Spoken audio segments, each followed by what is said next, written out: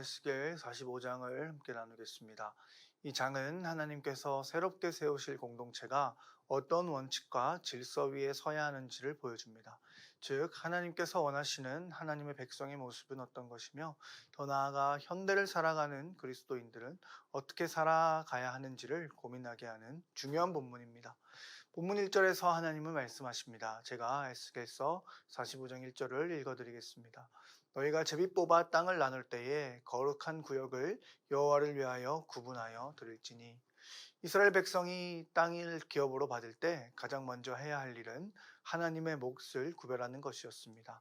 이는 땅의 진정한 주인이 하나님이심을 고백하는 행위입니다.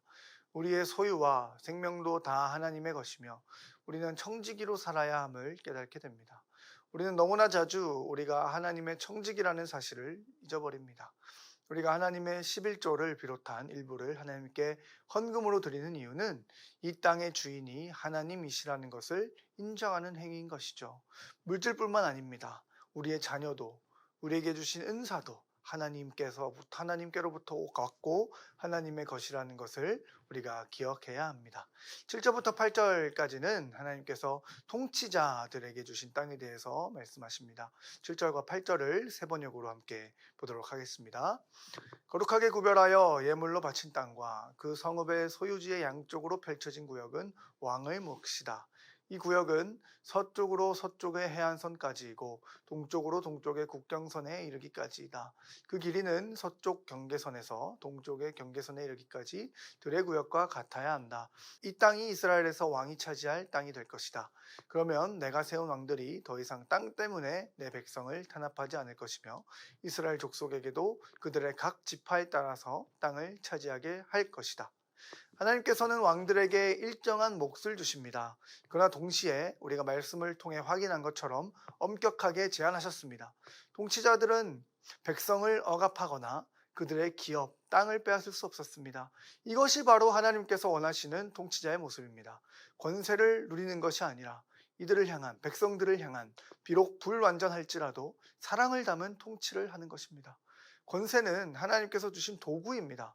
그 권세의 목적은 백성을 섬기고 보호하는 데 있습니다. 오늘날 우리는 가정의 부모로, 교회의 직분자로, 한 부서의 교육자로, 또는 어떤 분들은 정말로 사회에서 권세 있는 자리에 부름받았는지도 모르겠습니다.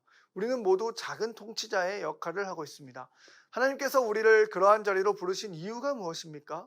하나님이 맡기신 백성을 섬기는 것이며 이웃을 섬기는 것이며 우리의 역할을 통해 하나님께서 얼마나 선하신 아버지이시며 온전하신 왕이신지를 드러내야 한다는 것입니다. 9절과 10절은 이러한 공의와 정의를 더욱 강조합니다. 너희는 포악과 겁탈을 제거하고 정의와 공의를 행하여 내 백성에게서 토지를 빼앗는 일을 그칠지니라. 너희는 공평한 저울과 공평한 에바와 공평한 밭을 쓸지니라. 하나님께서 세우신 공동체의 원리는 정의와 공의입니다. 힘 있는 자가 약한 자의 땅을 빼앗고 억압하고 공평하지 못한 판결을 하는 것은 하나님 앞에서 너무나 큰 죄입니다. 우리의 신앙은 교회에서 머무는 것이 아닙니다. 우리는 예수님을 따라서 세상 속으로 나아가 삶의 모든 관계와 경제활동, 사회 구조 속에서 하나님의 공의를 드러내야 하는 것입니다. 마지막으로 18절 이하에서는 절기와 속죄 제사의 규례가 기록되어 있습니다. 에스겔 45장 18절을 제가 읽어드리겠습니다. 여호와께서 이같이 말씀하셨느니라. 첫째 달 초하룻날에 흠없는 숫송아지 한 마리를 가져다가 성소를 정결하게 하되.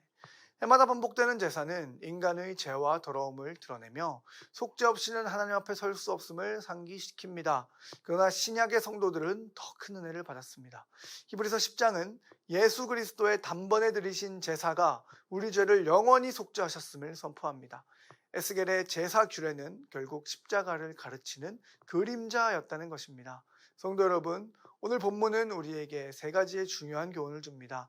첫째, 우리의 모든 소유와 삶은 하나님께 속한 것이며 우리는 청지기로 살아야 한다는 것입니다. 둘째, 권세와 직분은 특권이 아니라 섬김을 위한 자리입니다. 셋째, 우리의 죄사함은 반복되는 제사가 아니라 예수 그리스도의 십자가를 통해서 이미 완벽하게 완성되었다는 것입니다. 사랑하는 성도 여러분, 에스겔 45장은 새 공동체의 그림을 통해 오늘 우리의 신앙을 돌아보게 합니다. 나는 내 삶의 주인을 누구로 인정하며 살고 있는가? 맡겨진 자리를 섬김으로 잘 감당하고 있는가? 십자가의 은혜를 붙들고 감사와 거룩 속에 살아가고 있는가? 오늘 이 마음을 마음에 새기고 하나님의 공의와 은혜 가운데 충실하게 살아가는 저와 여러분이 되시기를 주님의 이름으로 축복합니다. 기도하겠습니다. 하나님, 우리가 우리에게 맡겨진 것에 대해서 청지기적인 태도를 가지고 하나님께서 보내신 모든 자리에서 청지기의 태도로 살아갈 수 있도록 은혜를 허락하여 주옵소서.